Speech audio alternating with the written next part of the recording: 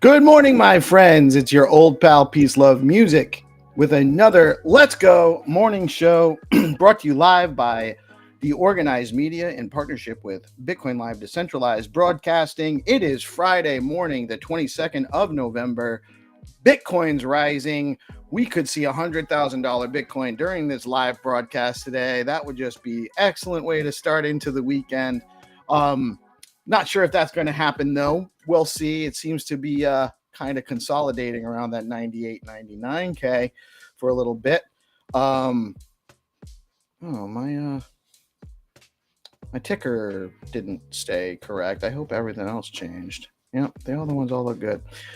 So my numbers for the day are a little off, I guess. It was 98 something, a 98 change. Stacks is at 195. Again, this is all not financial advice. I am not a financial advisor. We provide news and information for our community, and always make your own, do your own research. Never invest money you cannot afford to lose, and do not base your investment decisions based on my opinion about anything. I often get it wrong, and even when I get it right, sometimes my timing is wrong. Top three gainers for the last 24 hours on CoinMarketCap are XRP, XLM, and Optimism. Interesting seeing those three take off. Less memey today than it's been the last week or so. Bitcoin's hanging in around 98.5. The last I looked, Stacks is at $1.95. It did drop down to the number 40 position on CoinMarketCap. Fear and Greed coming in at 88, getting hot in here, ladies and gentlemen. Stacks calendar for the day. You got your event calendar. Hero, these times are all off. Hero, we got to fix the Stacks calendar. Not sure what's going on with it, but the events of the day, we have the weekly SIP call. That's at 11 a.m. Good for Bitcoin, I believe, is at 2 p.m., followed by Stacks Africa at 3 p.m. Eastern Time, and Stacks Nigeria at 4 p.m. Eastern Time. And the Purple Pill Friday weekly community hangout with Dan and Brad is at 5 p.m. That runs from 5 to 7 every Friday night, closing out the week strong. With some great vibes there. And jumping into the Miss Gecko calendar for Friday, we have memes on Stacks with O'Millities at 11 a.m. this morning. The Friday wrap up at 1 p.m. on X with Landy and Honey Badger. The bus stop with Jay East, Mains, and Miss Gecko. Building the Future, Creative Owls, and with Creative Owls and Tang Poco. Get to the Comics with Osmond Collects. Artfully Fed at 8 p.m. on X with Chanelem, Safi, I think it's Sapphire, and Cali Speedway. Bar Pushes Radio at 9 p.m. on X with Dakota Strange and Omi Wanda Homie. Aloha Friday, the Real Uncommon True podcast on YouTube and X with D and Hinano. And that closes out your week. That is the Friday show. You could actually go over and you should definitely be following Miss Gex if you're hanging out in the Twitter Spaces or X Spaces over the weekend, because there's a bunch of shows on the weekend as well. Old Peace Love takes the weekend off as best he can these days, as time allows, and I really appreciate getting those opportunities. Best news of the day came out yesterday. SEC Chair Gary Gensler is stepping down. Good fucking riddance. Get the fuck out of here. Scumbag. I said it. President-elect Trump's media company files trademark for TruthFi, a cryptocurrency payment platform. Seems gimmicky to me. I'd rather use, Boom Smart links and, different. There's lots of functionality on Stacks L2, Bitcoin L2 already. Someone should let Trump know we don't need TruthFi. But it's still cool that they're trying, $7.13 trillion asset manager Charles Schwab's incoming CEO says, I have not bought crypto and now I feel silly. You're not the only one, sir, but I don't feel too silly about my accumulation phase. 21 shares in VanEck file for a Solana SOL ETF with the CBOE. Bullish if you're holding some Solana. Wish I held more than I do. But kudos to you guys who stuck with it.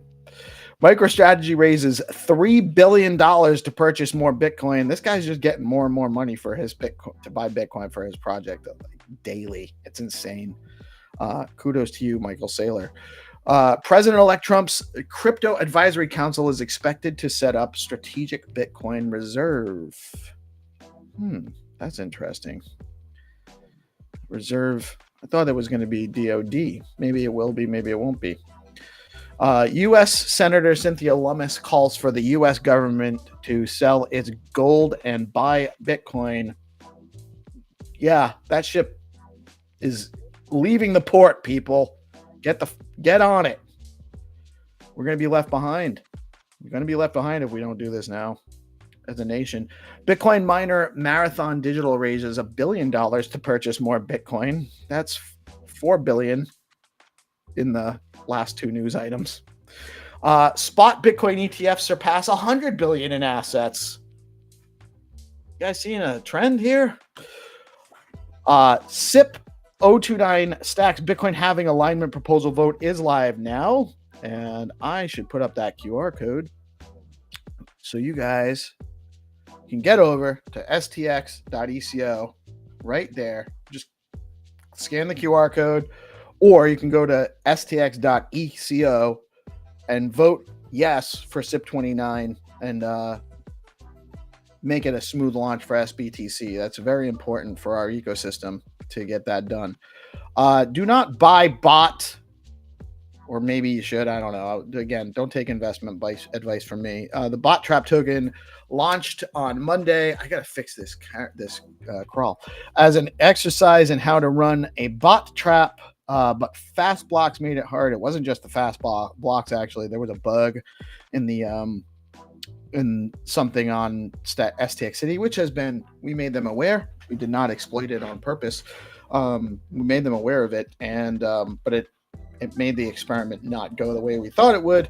But there is now a token bot trading in the bonding curve, and going to do something for the community with it if we can. Let us know what you think you want us to do with the bot token. Actually, we're taking suggestions. We're not sure what to do with it. We can do whatever we decide to do with it. We can make it an entirely just community-oriented project and do that. So if you're interested in, you have ideas, share them with us. SIP 30 panel discussion was yesterday. We had a great talk about SIP 30 with Yannick and Kyron from Leather Wallet, and Mike Jagdeo. Hero was with us, Gary Reiger. We got great participation from the crowd. Lots of great questions from Douglas, Zombie 3D, and Trip and Monkey had some great questions for us. Vinny was very active. Lots of great questions from the community there. Thank you all. And it does seem like this is a non-consensus changing SIP. So there's not going to be a vote, but it does seem like they're working on some cool stuff to increase and improve wallet functionality, and establish a standard practice for that. Interesting stuff. Today, oh no, that was, I'm back behind on my. So the When Walls Break album launch is live on Gated in a new groundbreaking development, allowing artists and creators to retain control of their work, distribution, and community engagement. The groundwork is laid for a new paradigm in digital art creation. Get over to gated.so, find the link for When Walls Break, mint some of these awesome songs, mint an album. If you mint the album, you get special artwork from Reese Swanepoel, our good friend of the show and good friend in the space. Boom, Ghostly Transactions, a regular NFT, or perhaps an opportunity for future benefits on Boom Wallet, minting now on gamma.io. Head over to boom.money, put your email address in and get on that wait list, and you'll know when Dan launches Boom Wallet.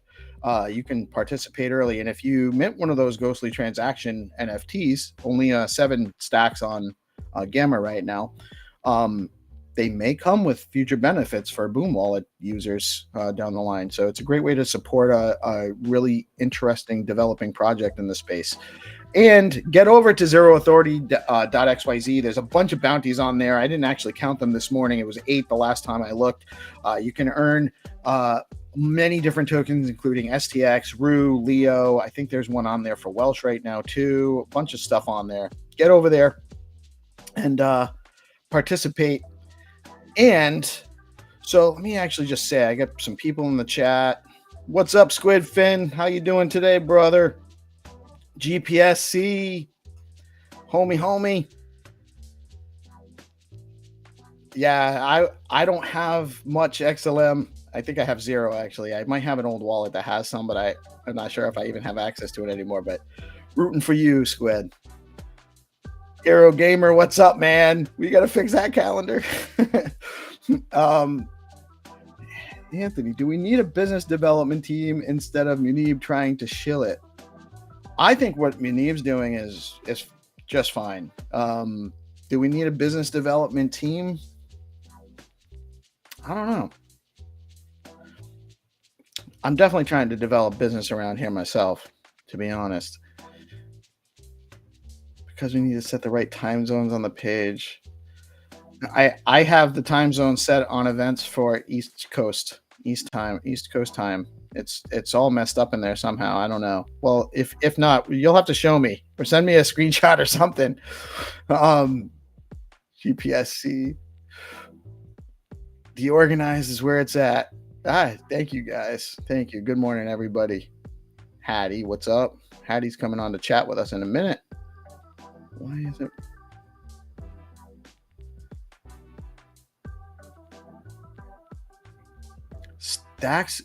Stacks gives you BTC when you stack it?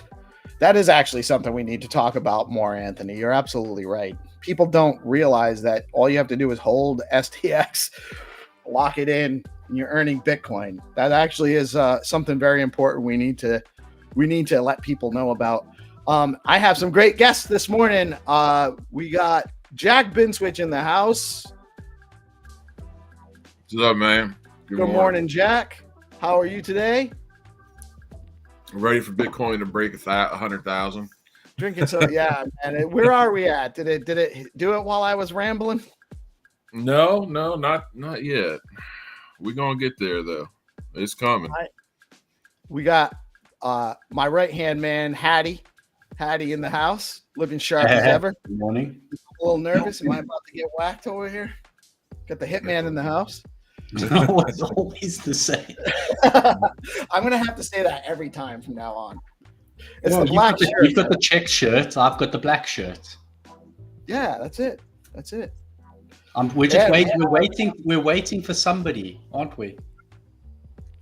Yeah, we need some. We're out here we're naked almost. I'm waiting for something. It's naked. My shirt available for people. We got Jacob from Hermetica. Jacob, how are you today, man? Thank you for joining us today. Friends. Of course. How are you? Nice to be here. Doing well. I mean, as you guys are talking, actually, Bitcoin Wouldn't it be funny if Bitcoin just goes to like 99,500 or whatever and then dumps? That seems like what's happening. Oh, we're down to 97 on CoinMarketCap right now. So maybe Yeah, won't happen. isn't it funny how 97 is low now? Right? It's nuts, actually. That's insane.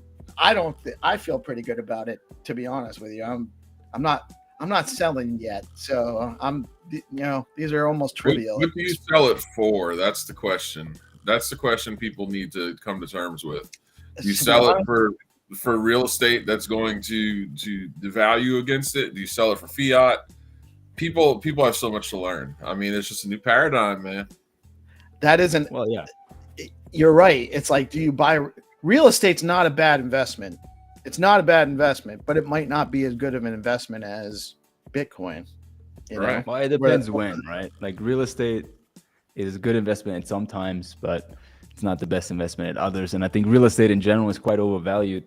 It really depends what you want to do, right? Like folks ask me, how should I invest? How should I structure my portfolio? There's no one answer. There's like, what do you want to do? Where are you in your life? How old are you? You want to have kids? You want to have family? You want to be a baller? Do you want to, have a simple life?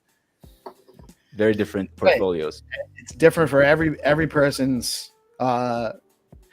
Michael says, Blockface says, use it as collateral, and that's actually what I intend to do with it eventually. I'm never going to sell my Bitcoin. I'm just I'll leverage it to invest if I decide I want to do that. But yeah, I'm not going to sell, just so the number can keep going up forever as far as I'm concerned, and I'll just do other stuff with it. Hopefully. I mean, that sounds really cool, but I would caution folks to do that unless you really know what you're doing, especially not with your whole stack, because if you leverage it, you introduce a liquidation point. And, sure. We have seen, for example, the COVID crash went from 12,000 to 3,000. You're wiped out in that case. And right. Even if you're at 50%, you're wiped out.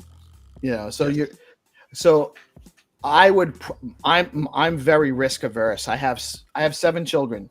I have 2 still in the house, but I have 7 children. I'm sure I'll have grandchildren in the next 5 years. I can't imagine I won't have grandchildren within the next 5 years. No pressure on my kids, by the way. I'm not trying to push that on them. I just expect it's probably likely. I have 2 that are married already, so likely. But I don't want to lose any of that. I want to push that all forward to them. So my risk tolerance for borrowing against my Bitcoin will probably be like 10% at most of my value. I would never come close. And now I'm knock on wood. We're not going to have a 90% retrace on Bitcoin. Who knows? you just can't know. Like I've been in the market too long. Like it could be nuclear war with Russia, and all of a sudden everybody wants to sell everything, and it goes to like very low for a very short period of time. Right, but if there's a nuclear war, what are you doing with the cash you're selling your Bitcoin for? Well, I mean, cash is definitely something that you want to have in nuclear war. I think actually, if the shit hit the fan, what I want is a bunch of cash, and then obviously your supplies and guns and stuff like that. Bitcoin is probably not. I mean, Bitcoin is good as store of value, but as a practical means of exchange, it's very bad, especially where I am. Nobody wants it, so I think cash is still very good to have. It's actually the grease that makes everything else move. There's a reason why they're constantly devaluing the dollar. It's actually creates more liquidity in the markets and should generate economic activity. So yeah, I'm not hating on cash, but in a nuclear war, I probably don't want your cash. I'd rather have your guns or your ammunition or your bleach so I can purify my water or whatever. Yeah, right. But there's always going to be a medium of exchange, right? Like even in war, people want to trade, and if that medium of exchange is the dollar, which it still is, and it will continue to be for, I think, decades, hopefully, not some other currency, then you want that. You don't want to store your value in it. You don't want your wealth in it, but you definitely want it on hand to buy stuff because other people want it. It's much much as we are Bitcoiners, that Bitcoin's the be on end all, and I'm with you. I think that Bitcoin will be that medium of exchange and unit of account at some point. It is not there yet, and the rest of the world does not agree with our take yet. So I definitely have cash. Yeah, of course. I actually keep probably like $1,000 in my drawer, just to have, because I'm constantly handing out cash to my kids. So, I have to have some cash. That dad life, man. So apparently the new thing is for the kids all have debit cards that their parents give them. Yeah. I'm like, there's no way in hell I'm giving you a debit card to go just buy whatever online you want to do. But I guess, she's probably going to wear me down like she does with everything else, The debit card can't go below zero, though. That's the difference between credit and debit. Debit can't go below zero unless you give an overdraft. So they can only spend the money they have. Does it overdraft? I don't even know. Only if you set it up, of course, as the parent. But Jacob, I wanted to touch base on, I wanted to ask a question. For Bitcoin to be, for us to use it, do we need to have a lower, so do we need to go from 100 million to 1 billion to break divisible, the Bitcoin, to make it easier to flow? Make a unit in Satoshis. Yeah, well, there was a throw out that Satoshis eventually will be $1. So it'll be a Satoshi is $1. And then obviously one Satoshi you break down by another 100 to make it cents, essentially.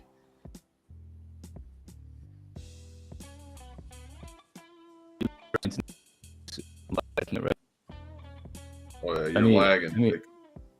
Yeah, my internet's bad. I think that was better. I think that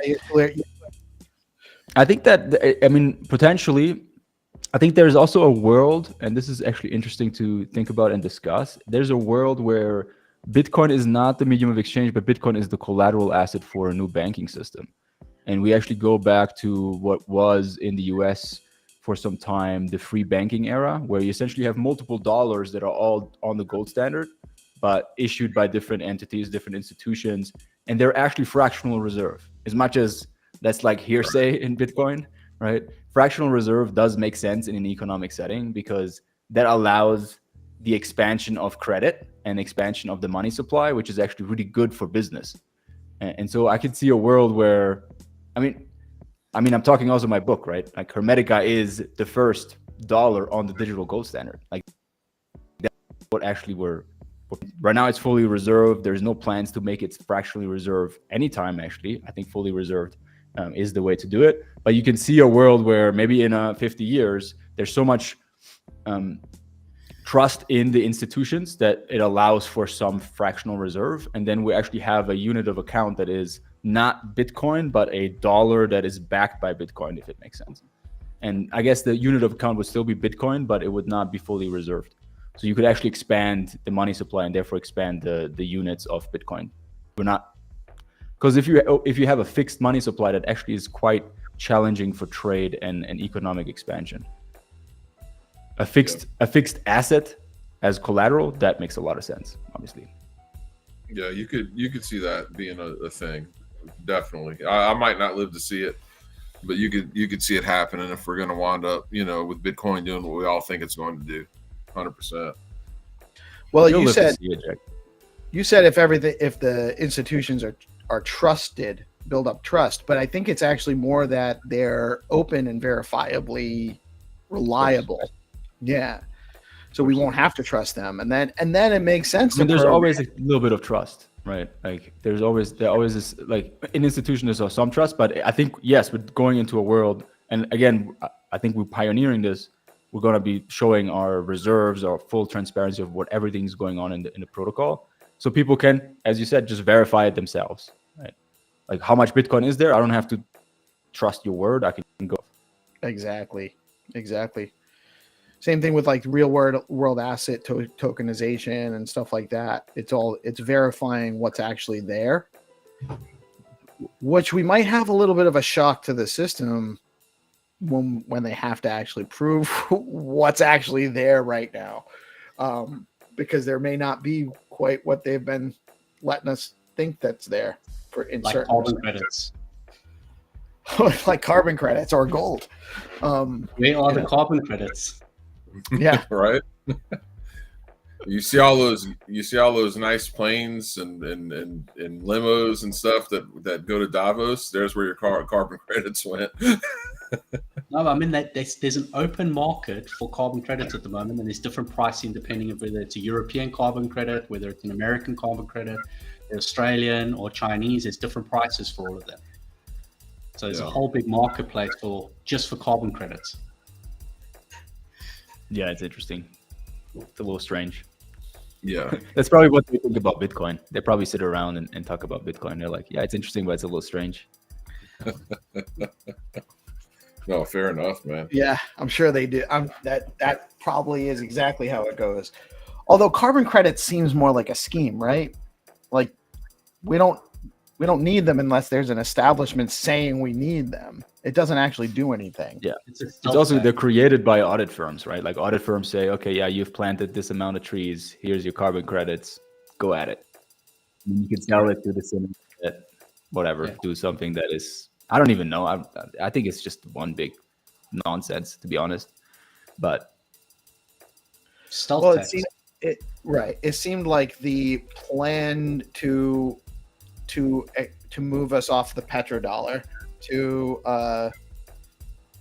another malleable standard that they could mess with. I think it goes beyond that. I think it's the plan to move us into a slavery system that is guised as good for the environment and morally upright.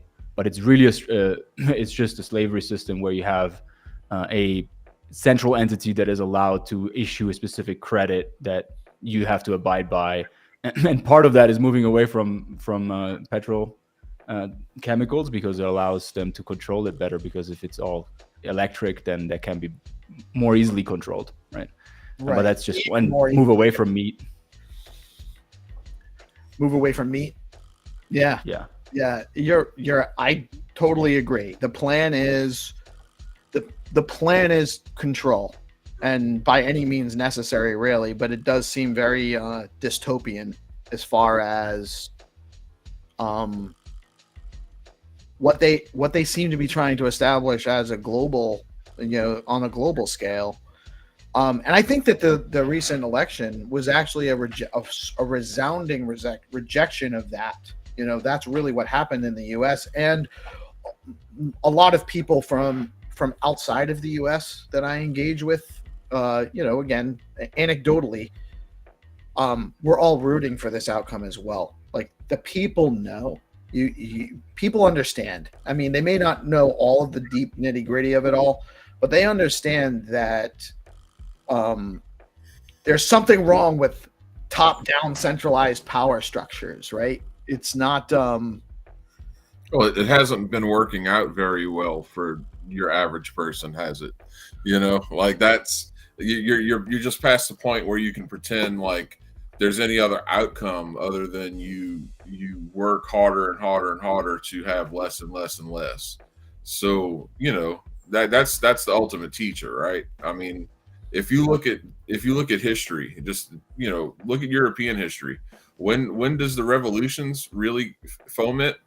When do they happen? When people start starving, when they're sitting there and there's just no, you watch your kids, go hungry. That's when people have enough, and this is basically what you're seeing now. It's just not, it's not violent. It's that this is the whole point of elections, right? That's why the system is beautiful. Is it's a proxy for war. It's a proxy for violence. You're doing this peacefully, right, in order to change things. And so it's really easy to forget that when the establishment's just trying to teach everyone about carbon credits and bullshit, instead of like, hey, you have a pretty good system you can work within here, so why don't we just go ahead and teach you how this works so you can be effective with it, right? That's the underlying issue there. But yeah, it doesn't work for people. Slavery doesn't work for people. Yeah, it just and now why do you think that the internet has become such a hot button issue with governments? It's you can't control you truly can't control the narrative. People have a way to express free speech, so you have to just try to that's control. the counter force, right? Like it doesn't work for people, but if they're not allowed to talk about it, then it creates an environment for propaganda that can really manipulate your mind. And that's why Elon buying X was, I think, changing the trajectory of humanity to some degree. Because if you have free speech, then we come together and we talk about it and we say, that we don't like this, and then it changes. Exactly right. If Elon hadn't bought Twitter, we wouldn't be here doing this broadcast right now. Right. I wouldn't have ever actually integrated with the community like I have, and I wouldn't know you guys like I do. I would know of you, but I wouldn't know you. So he gave us a chance to actually get together on a personal level and actually explore where our commonalities are. And I want to actually, this segues right well into Gary Reiger, who we all know, who maybe has a little bit of a alternate perspective, but he is playing a little bit of, he says he's playing devil's advocate here. What's the argument for countries like Switzerland, where everyone makes money thanks to healthy financials, or the small Middle Eastern countries living high on life off oil money? Just playing out devil's advocate. So I think what he's saying is, centralization seems to work for certain circumstances, to some degree, but I don't know if that's really even, it's anomalous, but none of that works without the rest of everything outside of those spheres integrating, right? Or working on that as well, right? So Switzerland is one of the most decentralized countries in the world. I lived right next to it. I'm German. I drove through Switzerland a lot. It is the most decentralized country in that every canton, which is their state, has actually their own direct elections, so they can vote on direct policies very regularly. They all own guns, right? It's actually one of the few countries in Europe that basically everybody owns guns, and so there's a lot of decentralization in Switzerland. Yeah, it's why they've remained neutral throughout a bunch of world wars and stuff. Even well before those wars, they remained a neutral, established, kind of self-contained state that insulated themselves to some degree. But I'm sorry, Jack. What were you saying? You were. Oh no! I was just saying, like, it just makes me think about where we can go. When you talk about, when Jacob's talking about the individual states in Switzerland being able to, hold referendums and be very decentralized with their government, think about where we can go as a people by using blockchain, by using AI. One of the things I'm very, very excited for, and I'm sure y'all have heard about it, is if you, on X, for instance, the AI Grok, they're working on functionality where when Congress in the U.S. goes to pass one of these bills that's stacked, literally, they bring federal bills to Congress that they pull in on wagons. That's just thousands of pages that no one read, where you can just collate all this information and say, okay, this is here, this is here, this is here, this is here. So that trick's not going to work anymore, right? So then if you can add, a system of voting where it's more reliable based on blockchain, which is another idea that's being floated, you really can have so much more direct say in your governance, right? And then in the US, where there's 50 states, you could just go to a state that's kind of more in line with what you dig, right? That's kind of the beauty part of it, that it doesn't have to be homogenous. It's not supposed to be homogenous, and so I think we currently have now the technology to make republic democracy even more efficient than it's ever been, and I think that's what I'm most excited to see, definitely, because dude, like, it just starts. It's like, hey, let's name this bill. Let's make everyone happy bill. And then, it's just full of just tax wasting, giveaways for different constituencies and all these different states. And the people who are voting on it don't even know what's in the damn thing, much less the people, Yeah. I mean, I agree in principle. I think it is a very good structure that can work, but there's also some practical limitations to it, because if you just look, for example, at crypto projects, right, which are kind of like pioneering this kind of governance, because you have token voters voting, the participation of token voters voting is absolutely dismal. Like, nobody votes because nobody really cares about the governments. They care about the number go up. Now, obviously, if it's actually influencing your life and that it's about laws that are about you and your family and your well-being, it might be different. But I think there's a needle that needs to be threaded, where how much do you actually want to vote on specific items, or do you want to actually have representation? Because representative democracy or representative governments also works if the representative is not corrupt, right? Because it's very efficient. You have to vote once, and then he takes care of the rest. But yeah, I mean, maybe we can also find a way to make representative governance more efficient through blockchain, because everything is transparent, right? Like all the financials are transparent, etc. I think what's missing in our current social governing models is the capacity. The consent piece is lacking.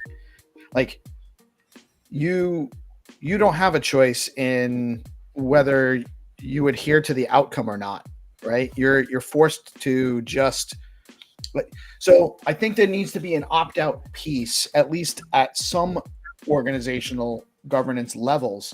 You're always going to have a local government based on your geographic location, and that's going to be like, you're there. So the only opt-out option there is to move, to relocate. But as we get broader and broader systems, I think that the way that we move forward with blockchain will give us the capacity to kind of pick and choose certain alliances that handle certain goods and services that we currently expect centralized government to do. I think that there'll be the ways to structure in a consent piece. Because right now it's violent. It's it's still ruled by the down the barrel of a gun. Like, you can vote, you can have a say in the representation, but you don't really get, there's no option. The choices of who you're getting to represent are picked and chosen for us before we vote. We don't actually have a say in who's representing us, and you can't opt out of that process. Like, you can't say, I'm not going to participate, and by my lack of participation, I'm invalidating your process. Like, if nobody showed up to vote, that just empowers the people the few that do show up to vote to influence a broader outcome. Yes. Yeah, I think with like public private key cryptography and blockchains, you could see a system where there's an almost instant feedback loop, where if you're not in agreement with a specific representation, you can just opt out, and that it gets registered immediately, and you see it in real time, people not agreeing or agreeing. And that is something I see. That's a component. That's what I'm excited to see. I see it kind of going down that path. I mean, you're literally, whatever your device is, whether it's still smartphones or whatever, you're looking at real time feedback, right? You're looking at, and it's going to increase participation, right? So I agree. If I had to game plan how I think it's going to go, I think we're more than likely going to see something that looks like that. Yeah. Well, because our governing model was created when information moved at the speed of horse and birds, and now it's the speed of light. So we just need to move forward with that, with that technology in a way that is inclusive and available to everybody. That it's not controlled by an oligarchy of self-declared decision makers.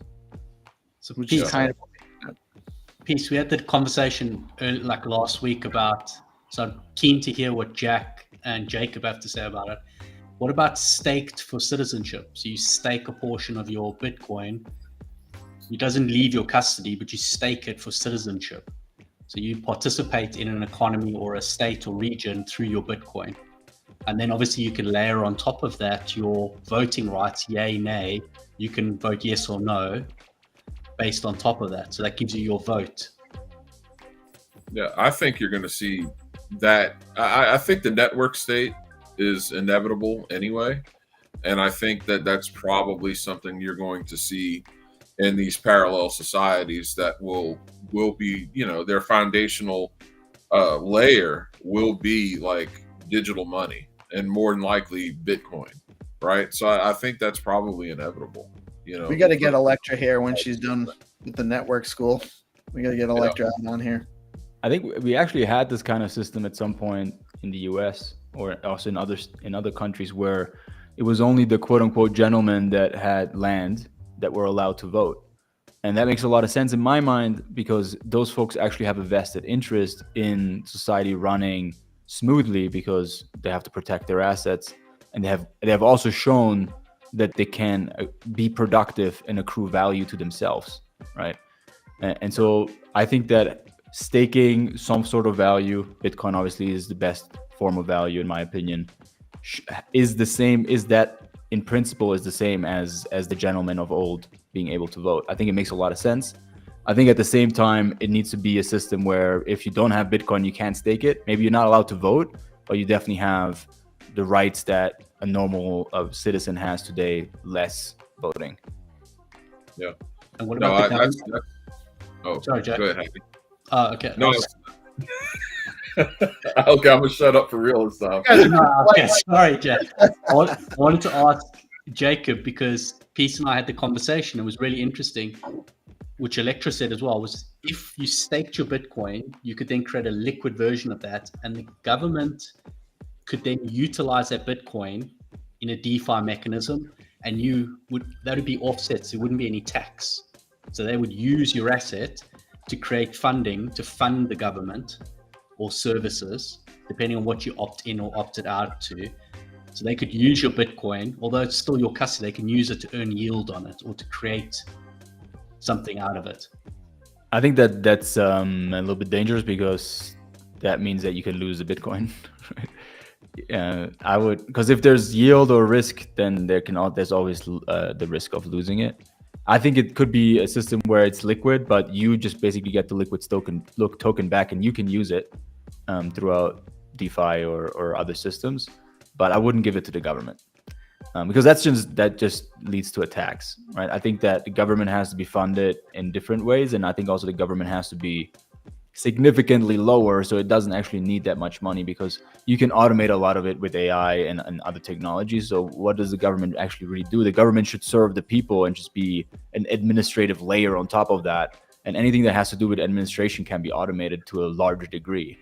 And so I think we should go to a world where the government is teeny tiny and nobody can make money out of it. Yeah. What's the government really supposed to do? Like at its core, it's supposed to provide services, right? Now, so there's really only a few legitimate services that a government should provide. But instead, what we have now is more akin to a mafia where you're paying protection money.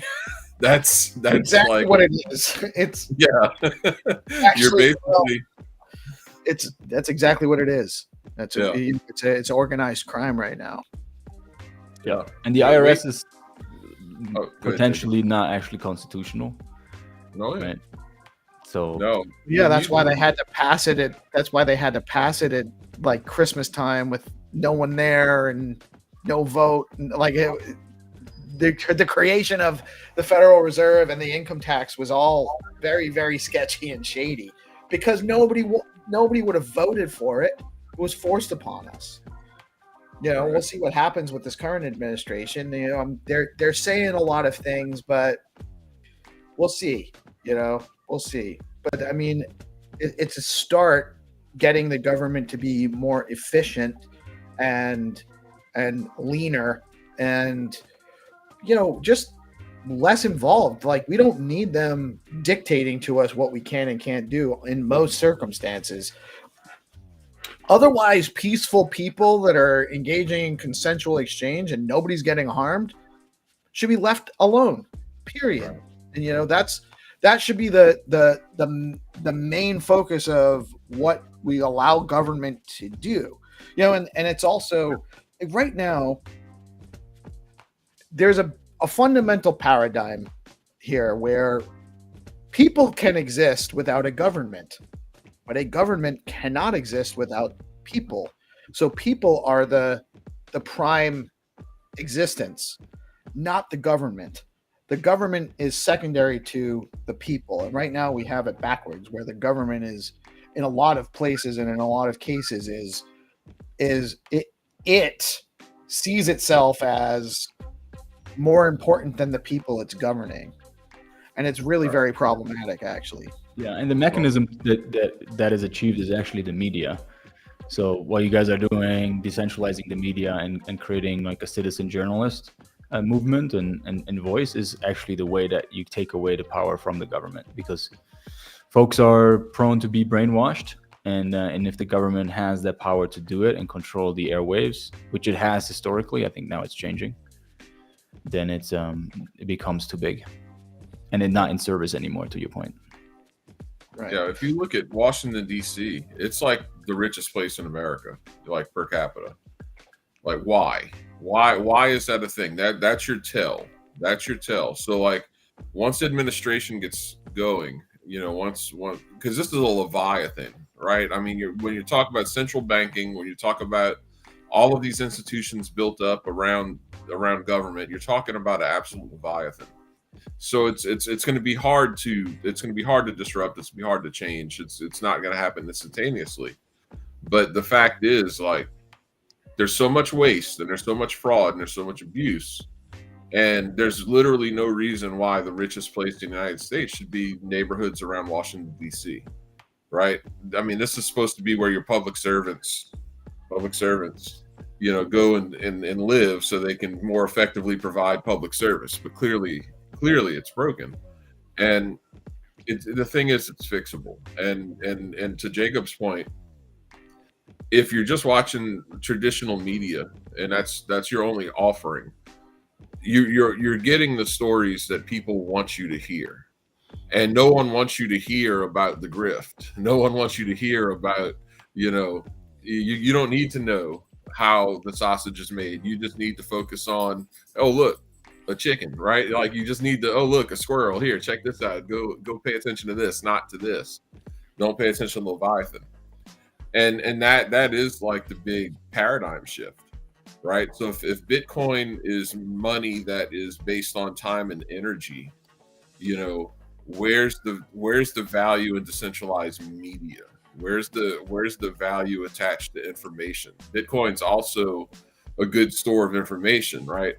I mean, ordinals make that perfectly clear. You can store information right on the blockchain. So there's also something to be said for what does decentralized media ultimately look like too, because there's actual value there as well, even if it is just acting as a bulwark against a controlled flow of information. Well said. This conversation is, I love this. I love this all day, but I want to get Haddy. So we have the contest here. So why don't you give us a quick rundown of what we're doing with that? Yeah. So as part of the SIP 29 voting, which has already started, we're obviously going to do some fun ways of educating yourself. In other words, you need to educate yourself, and then obviously could lead to a challenge which allows you to be paid. So we obviously have a one-of-one mojo up for grabs for this one. So we're going to have a test today so that people can see what we're talking about. So we're going to have live quizzes. So each day next week. This isn't the contest for the mojo. No, this is a test run. Yeah. This is a test run so you can know, you guys that are watching, that you can know how this works, so that next week when we do these contests, you can possibly win a one-of-one mojo, which is awesome. Correct. So there'll be a post coming out that explains everything to you. You need to do certain tasks in order to have the ticket to play the game. So to be eligible to take the points away if you first, second, or third in the game.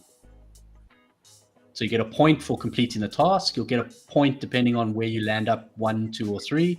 And each day we'll have a quiz based on SIP 29. So you need to study SIP 29 in order to be able to answer the questions in the quiz. And today's a test run of that, not with SIP 29 questions, but easier questions that everyone SIP 29 is voting right now. It is voting right now. And they can actually scan the QR code here right there, or go to stx.eco and cast their vote now. Do you want to tell them a little about SIP 29? I think we're going to cover that later on today, aren't we? In the call, the innovation call. Oh, we can do that as well. We do have the Stacks SIP call at 11 a.m. Eastern time on X with the stacks.org, and Hero Gamer runs that. So we'll talk more about that as well then. Real quick rundown. SIP 29 is to align the stacking reward with the Bitcoin halving, the stacking halving with the Bitcoin halving, and it's really just to adjust that so that we're not having a reward halving in the middle of the SBTC launch, just to make things go more smoothly. And then you guys can read more about it. I won't give all the answers to the quiz on the show here. Correct. So one of the biggest ones is aligning us with Bitcoin, which is really important. It makes it easier for everyone else as well. Yeah. Right. Emission schedule adjustment. Correct. So it's making sure that Nakamoto was slightly delayed. It allows us to make sure that everyone easily transitions into what we've done now, where we've passed SBTC. Now we're increasing the emissions to make sure that the miners and everyone else and everyone who's building on stacks can do that easily. And then we'll reduce slowly, which won't affect overall emissions. So overall allocation. Right. It'll actually result in a slightly lower 2050 emission schedule. Correct. Because you'll be lining up with slightly higher up front, but slightly lower down the line. Correct. We'll have a high up at the beginning will be high, and then it'll slowly taper off, and we'll eventually land up less than projected. So how do you want to run the quiz? Yeah. Are you ready to go? I'll set the quiz up. 10 minutes we said, so everyone will have 10 minutes to play. So the link I have is not the link now, right? Correct. Sorry, the game timed out. I thought we were doing it straight after the news. Yeah, my bad. I should have. No, you're right. I was so excited about the awesome panel we have this morning. I lost track. Okay, I'm sending you the request to share my screen, and then everyone will be able to see it. All right. Do you have... so there's a QR code, but we're in the way. So let me actually do this.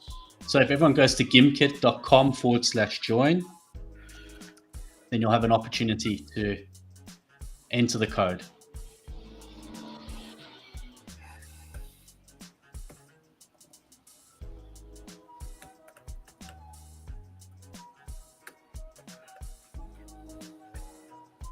So the QR code's up as well for those who want to do it from their mobile if they're on desktop.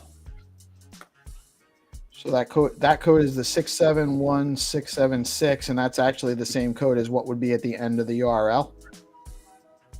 Can be. Oh, LMNO. Thank you for joining us. First player in. Oh, hell yeah. My money's on him. So Jacob, of course, you're welcome to play. Jack. I'm going to keep myself out. Okay. Oh, well, this is just a test anyway, right? Yeah, anybody can play. There's nothing to... This is just so people can see. Oh, Jack's there. Hero's here.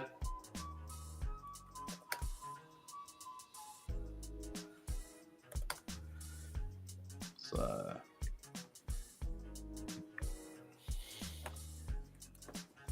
Jacob, thank you for joining. Well, now that I know you probably speak German then, Jacob, so I can go Dankeschön. I do speak German, yes. Yeah. Bitteschön. Oh, what am I doing here? Leider jeden Tag ist ein Schultag für mich. Well, your German's pretty good. Actually, my German is pretty rusty at this point. Oh, okay. My German is permanently rusty. It's quite a tricky language to learn, actually. For somebody who speaks English, it is, yeah, because the grammar it's very grammar intense. It is. It's very convoluted. Yeah, and you've got a lot of tongue twisters. Yep, and long words. Yeah. What's it? I'm trying to think what the longest word is. It's something to do with the ship captain, something or other. I can't remember. I mean, you can string nouns together, so you can make like endless. It's crazy. Yeah. So I'm not sure how long you want to wait, Peace, to start the game, because everyone can obviously see. Well, I'm just waiting for it to start. So I don't know how many people you get in. Are we doing a live improvement call space? Well, the space is live, GP, but that's at 11. It's just a space. We're not broadcasting the space live, but we're doing an experiment right now. So I might have joined. I'm going to join from my side so everyone can see the gameplay, so I can explain it to everyone as well, so they can see both sides to make it easy for everyone. So obviously I'll join and I'll be waiting as well. So everyone will see this. It explains to you what you're waiting for. So each answer you earn some cash. You can purchase upgrades, which I'll show you where those are, which allows you to earn even more cash. And we have 10 minutes. So whoever has the highest, who's earned the highest at the end of the game, ends up winning the game. So we have 10 minutes. So I'll start the game over here. Here's the game running. Dollar. You can see the first person who earns money from the question. I'm going to go in, and what is the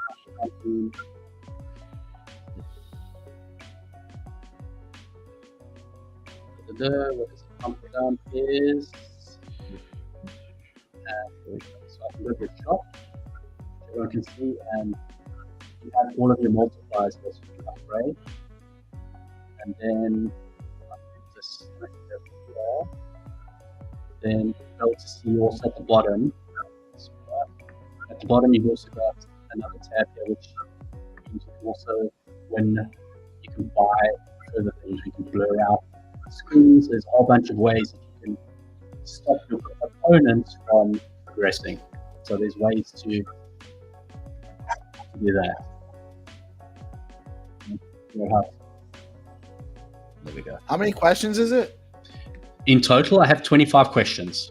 So I'm not playing at the moment, but we can see how the money's going, and we can see who's in first place on the slide here as well. So Jacob is taking the lead currently, and we've got there's a timer at the top for everyone as well. That's pretty cool. So what we'll be doing is we'll obviously have questions around, excuse me, SIP 29, and we'll gamify it. So we could use this for anything. So this is obviously deorganized media, pushing the boundaries again on how can we interact with our audiences.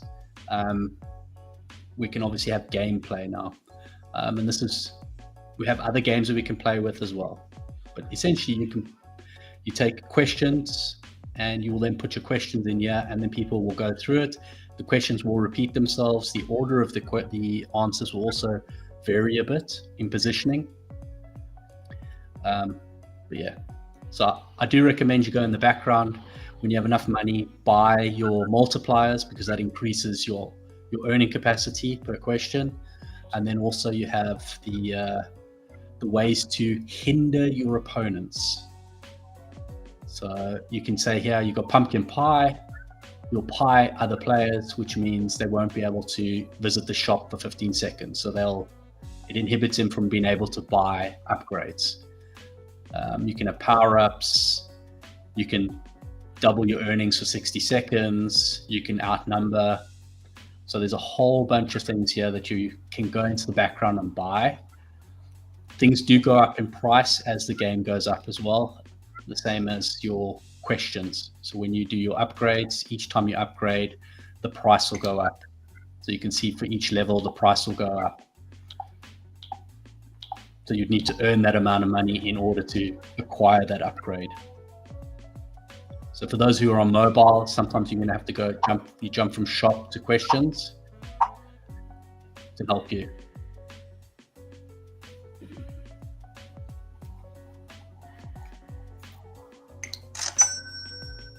So I can play the game as well.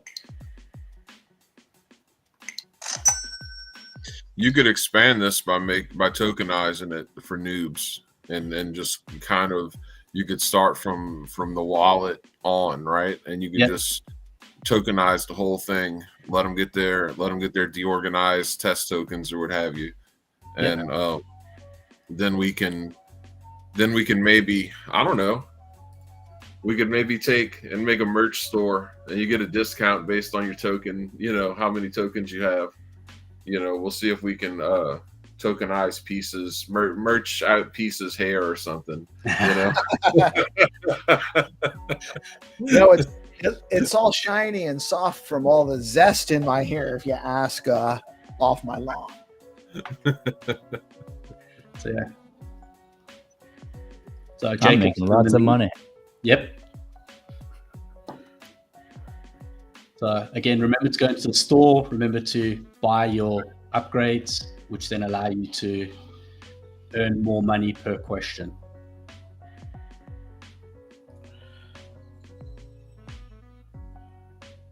So anybody who's joined us, the code is over here. So you just need to go to gimkit.com, and at the top it'll say join, and then from there you can enter in the code and you'll be able to join the game.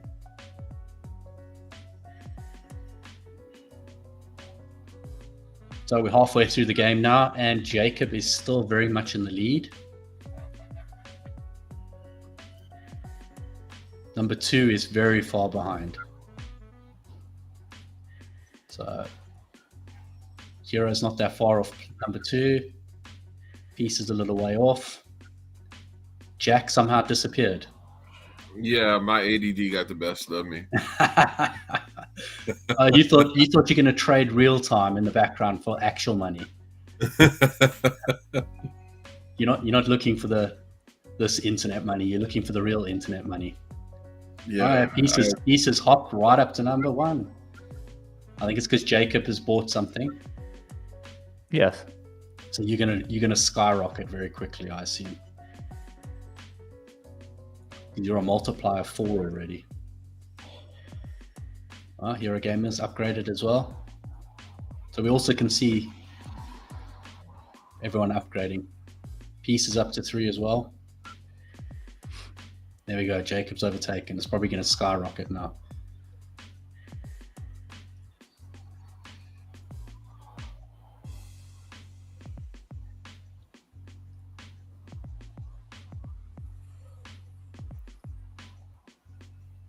Oh, Hero Gamer moving up. So I could be super cheeky now as the host, and I could freeze Jacob if I wanted to. Would you like that, Jacob? Would you like to be iced? Well, it would make it more interesting. Okay, there we go. Jacob, the teacher, has iced Jacob. Oh, the power I have.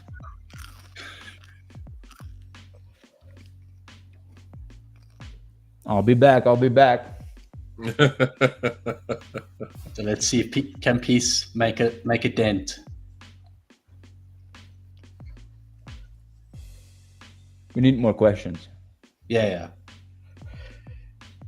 Yeah, I've already answered all of these questions twice. Yeah. Well, that's why it's a good test for the 10 minutes, where the 5 minutes is probably better as gameplay. But I just did a test run of 25 questions.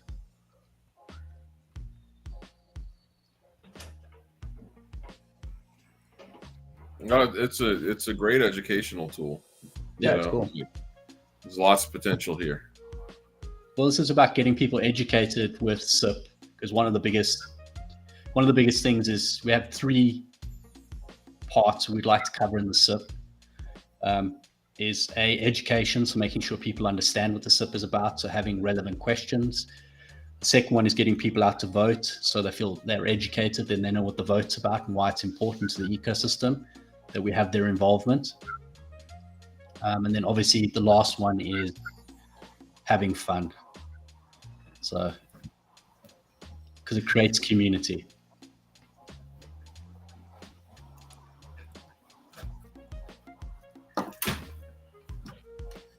So Okay, everyone, when do I win? When I reach 10,000? no, when the time's up. How much time is it? It feels like it's been 10 minutes. It's almost 10 minutes. Yeah, we got at the top. You can see it's got 1 minute 20. We got left. Oh, I don't see that. Oh, okay, on the. I don't see it either. Let me jump to mine and see if it tells you. No, it doesn't. Okay, so we'd have to call it out then. Okay, fair enough. So we've got 1 minute left now.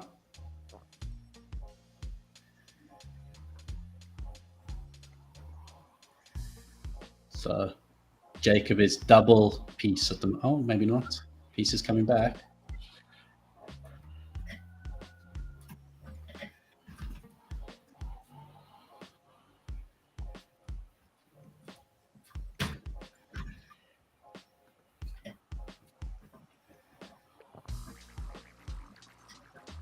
So I don't know if you. Oh no, I answered one wrong. Now you've lost it. Okay. I'm done. Well, Maybe. You're very close to Jacob, so okay, you spent okay. Jacob is 7,000, almost 8,000 now.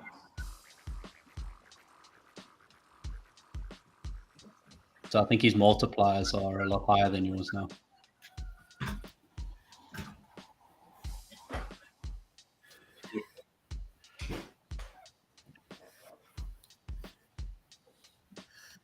All right. So Jacob, congratulations with $8,295. Clearly Can the I get winner. my cash? I'm telling you, the Peace is going to shave his head. You'll get your prize in about a month. Just here. So,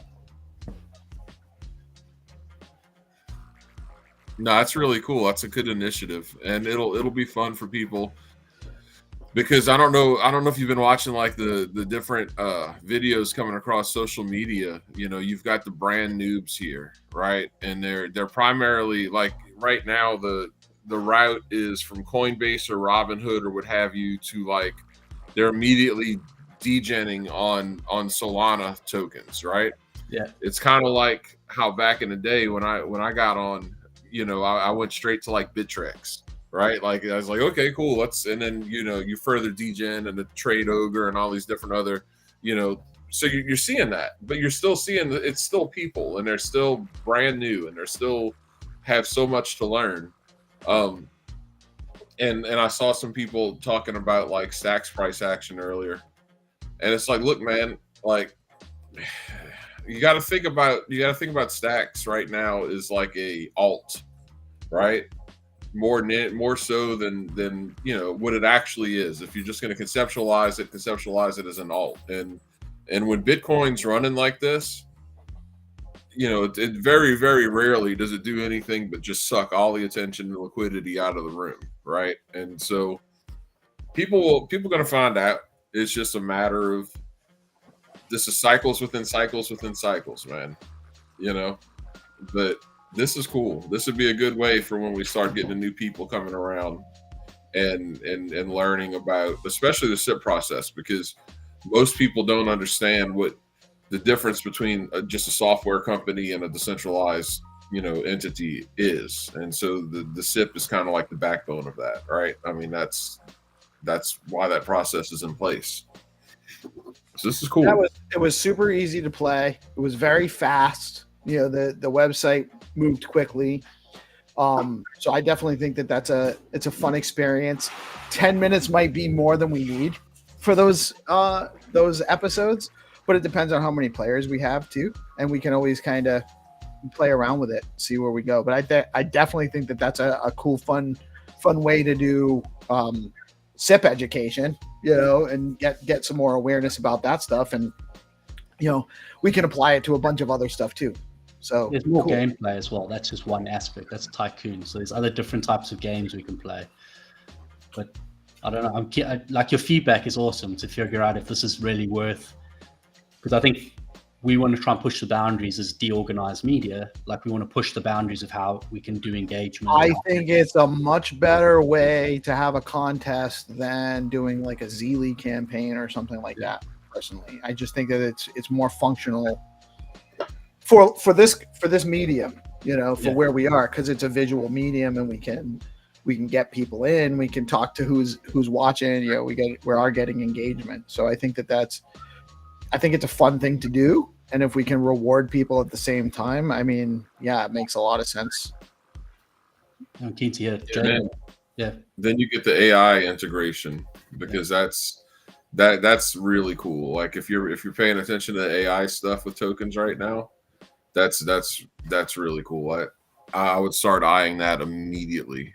I mean, that's what we're kind of doing right now too. It's you could there's so much you could do with deorganized with AI now, much less what you're going to be able to do with it, 3 months from now. Yeah. Oh, the tier that with how quickly AI is developing and the tools you can do with it. I mean, just the stuff that Michael's coming up with Mike Jagdeo, Blockface is insane, really great. And I'm sure that's just the tip of the iceberg for a lot of the other stuff that's coming out with it.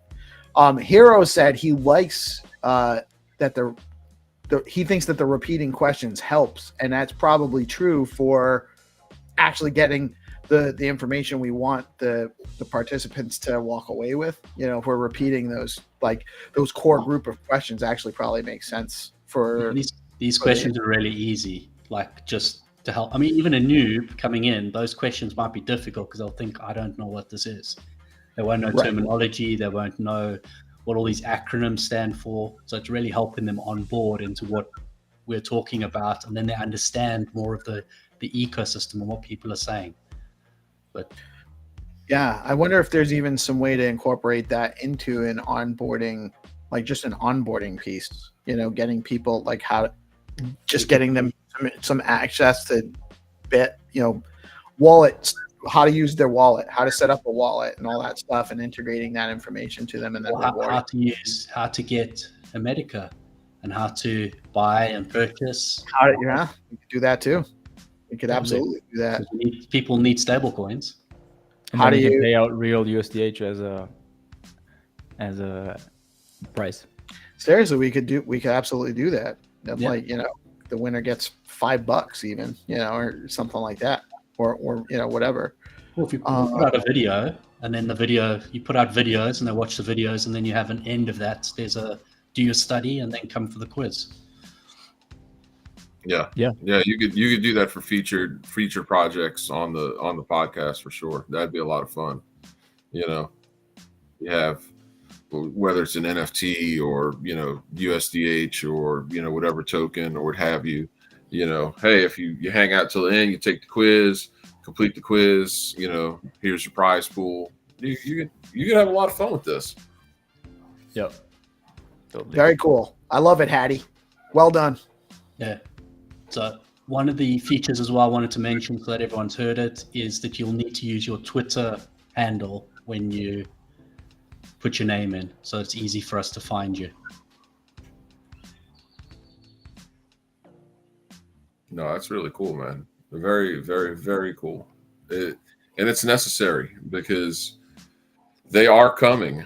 They're here. I mean, they're people are just brand new, and it's easy for us to forget how much we know relative to how much we didn't know when we started. So anything you can do to help make people understand, help people learn, the better. You want to shorten that phase between where you're just, okay, I'm going to get rich quick, to like, oh, this is what this is actually about. That's what you want to get. Well, I mean, if people are super interested in it and we find enough people who want to help onboard people, it could be a weekly quiz. You can run it in the background and people just go in and play it. And whoever's number one at the end of the week is the winner, whoever has the most points. So it could run for the entire week. And then on Fridays, we can announce who the winner is, or on a Monday morning. Maybe we could even fund it with some bot trap. That was funny. People will I buy don't know it. what to do with it. I don't know what to do with it. If you game it, they will game it. Yeah. It's like, do not buy this. This is a bot trap. That's literally what I Green put. buttons. Well, and I just frustrated that. So the point was to try to just mint it, buy 50 stacks worth of the supply, and then dump on the bots. And I'm like, why can't my orders are failing? My orders are failing. And I didn't realize until well after I think it still scared the bots out because there was a bug. So whatever in the process of how I set up the token, I had changed the supply after I put the amount of buy I wanted, and I hadn't put the image in. So something with putting the image in let me change the token amount, but didn't change the amount, the actual amount, not the percentage. So it went from buying 3% of the supply for 50 stacks to like 47% of the supply because I dropped it from 100 billion to 69 million. Because of course it's just a goof. So I'm like, yeah, 69 is the number we want on this supply number. It's a meme token and totally just don't want, it's just goofy. So I couldn't sell because I held 47% of the supply. Of course I couldn't sell. So it didn't work right. But now I'm sitting here with 47% of the supply of this token and I got to do something with it. So maybe it'll become the reward token for some of these contests. It'll be lore. If anything, it'll be lore. It's now a part of PeaceLoveMusic's lore, regardless. Yeah, it was fun. It was fun and it was goofy because we did it. We did it during the Spaces event too. So it was like a bunch of people like talking about it while we were doing it, and getting goofy with it. So it was fun. But anyway, I was just bringing it up because I'm thinking of what token we can just give away for that type of thing without volunteering Rue, because I knew that Jack would. So nothing new on that front yet, Jack. What with Rue? Oh, with dude, there's so much going on right now. We were able to take our runes and get them over to the stack side. The Stacks Invaders runes claim will be live today. Set up, contracts paused at the moment, airdrops coming. Bitflow, they're tweaking everything on their end to make sure the UI is just excellent for when the pool's open and everything, and it's fun. And I'll be telling you guys about Joey here shortly because that. Oh yeah. Yeah, like you're finally gonna hear what Joey does. I can't wait. Yeah, it's been a long time coming, but it's fun. And so again, like the longer you have before everything gets nuts, at least on the stack side, the better, because you have a lot of stuff coming, and we want to onboard our community that we have now, and we want to onboard people as they come. And just get everyone ready to learn about what Bitcoin layers are, why they're important, and what's this going to look like. Where's the value? Learn how to find the value. I think right now the value is in Bitcoin layers. I think the value is in AI. If I held a significant amount of ETH, I would be really anxious right now. But I mean, what should I do with my ETH? Hold it, just hold it. I don't think anything's going to happen to ETH. It's but it's just frustrating watching it. Right. Should have turned it into stacks, actually. Yeah, but what bothers me, man, I just hate XRP. I hate it. Like it got up again yesterday too. Yeah, you shouldn't, right? But I just don't like what Ripple's about. So I just and then. There's people, so some of the normies in my world that have gotten into crypto without talking to me about it ended up in XRP. Yeah. And while I don't hate on them, like I try to encourage them with it. Maybe it'll come, I don't want to tell them to get out of it because what the hell do I know? Maybe it, I don't want to tell them to get out of it and then have it run, right? I don't know. But I mean, I think that they're going to be disappointed. I mean, they've been very disappointed. I mean, shit, it was $3 in December of 2017, for fuck's sake. We're still they're still only halfway back to their all-time high from 7 years ago. That sucks. Yeah. Oh yeah. Oh, they spent all those years just dumping on their holders, just absolutely dumping on them. But it is what it is, you can't hate. Cardano sucks too. But I have a bag of Cardano that I'm hoping to get out from under as well. Yeah, but I'm really excited about what we have going on here. I'm super bullish on Hermetica. I think that USDH is going to blow minds when people really understand it and really understand like the importance of a stable in general, and then the importance of a stable that is based on Bitcoin, that allows you to stop relying so much on your traditional stable systems that we have. And so it's introducing more competition, it'll introduce more innovation, but you won't be too long now, you'll be trading runes and USDH, and I am super excited to see that, dude. I'm soon. About that. Soon it's happening. Yeah, and in general, we need more stables in all of stacks, and we're working hard to make that happen on our side, because there's like 1.3 million of USDC right now in stacks, which is like basically nothing. And we need to change that. We're doing our part. I think there's room for a lot of stables. I think there's different flavors, and they're all interesting, especially obviously the big ones. But for us, it's like, we give you the alternative to, if you want to hold a stable, but actually you're still holding Bitcoin, but it's a stable value of Bitcoin. That's what USDH is, right? And then obviously there's a very attractive yield to it as well. And it's what I hold in my portfolio, right? I don't want to go out of Bitcoin. I don't trust the financial system on fiat that much. A little bit you have to, because you have to transact on it. But I want to stay in Bitcoin as much as I can. And that's why I created USDH actually for myself to some degree. And I'm curious to see how it develops with the runes pool. That's going to be fun to see, and all the cool stuff that is coming. It's live on Zest now, so you can actually borrow it. You can provide it on Zest. You can borrow it against your stacks. Oh, that's right. You guys just launched on Zest a couple days ago, right? Yeah, exactly. On Wednesday went live, and SPTC. Then you will be able to actually, do what you said earlier, where I was cautious, and you have to be cautious, but you can do it. You can keep your Bitcoin, and you can borrow a stable coin, which is still Bitcoin, against that, and do some stuff with it, sell it, buy other meme coins, or stake it with us and earn a yield. So there's just like all these Legos coming together, right? Like the runes meme coins are coming on. There's all these cool elements coming onto this space, and I think that we'll have a lot of fun moving forward, and hopefully onboard a bunch of new people, because we definitely need more folks to come in and experience what we're building for it to grow. 100%.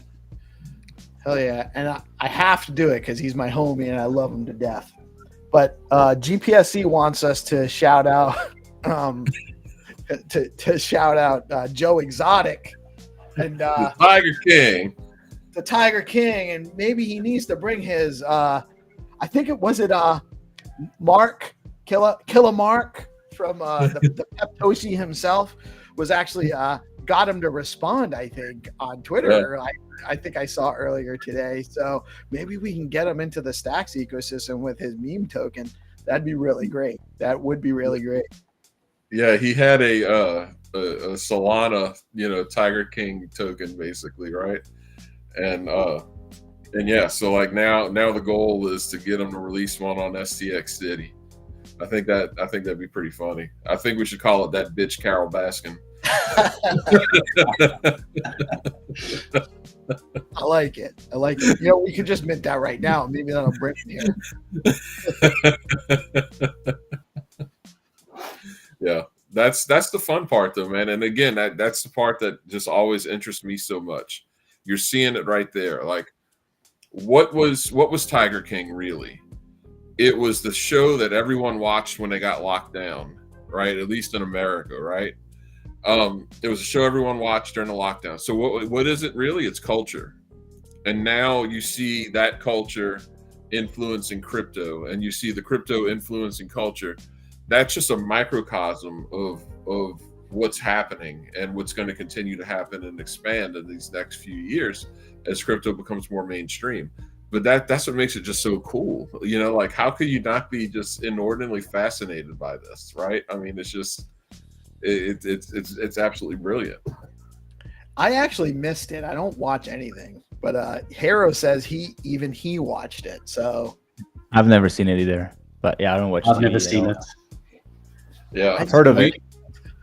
Yeah, it became like this huge, cultural phenomenon, right? And so it's just, yeah, and again, like, that guy exists basically in everyone's public consciousness because of a huge cultural event that was the pandemic lockdowns, right?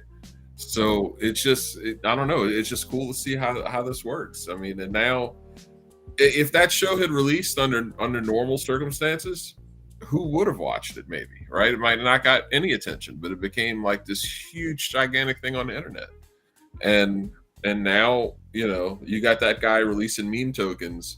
In an original tweet, he was calling out Andrew Tate, right, to say, "Hey, buy, you want to ape into something, ape into this," basically. Oh, and is then that what he did? He was tagged Andrew Tate. And then you have Stacks DGens being like, "No, release this on SDX City." But it's just funny, dude. It's really culturally, like, everything's changing, and financially everything's changing, and politically, hopefully everything's going to change. And how can you not just be extraordinarily excited about this?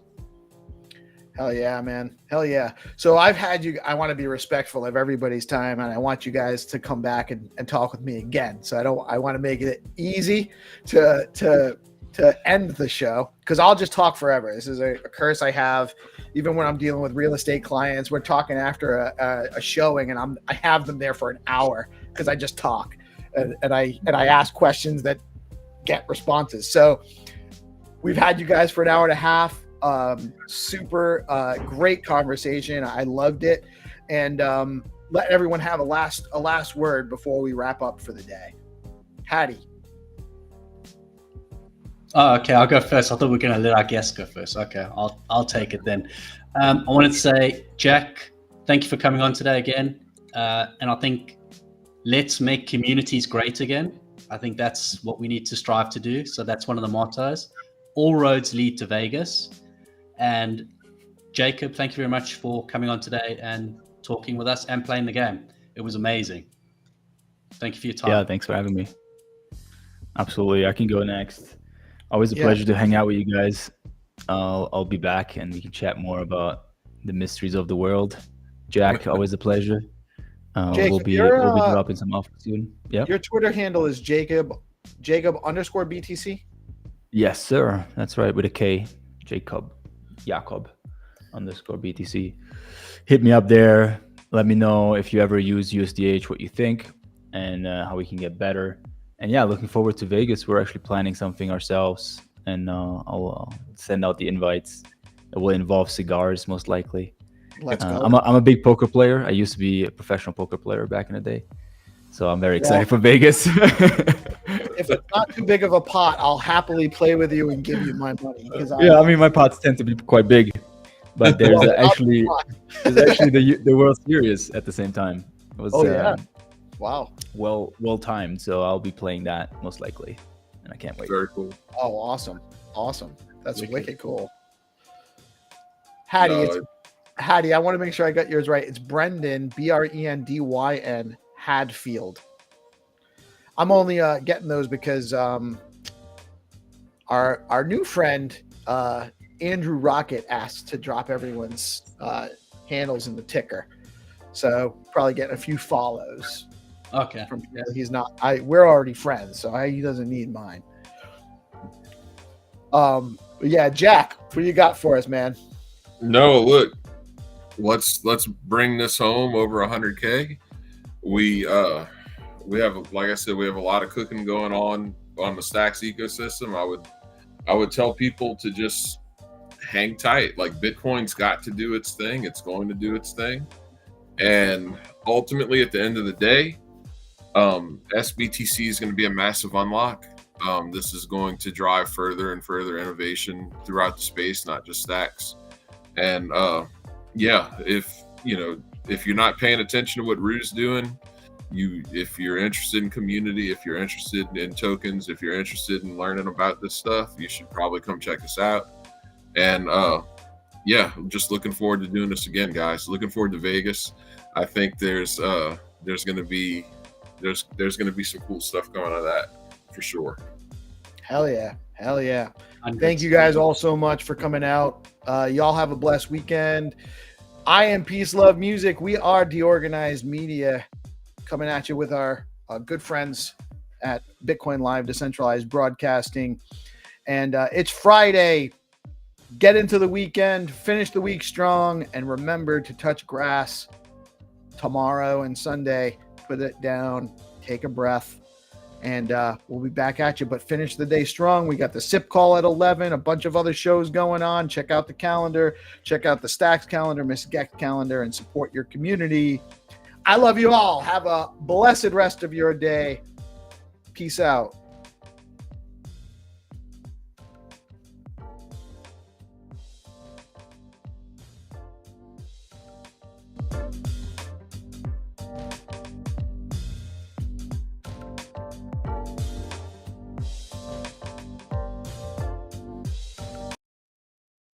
Thank you.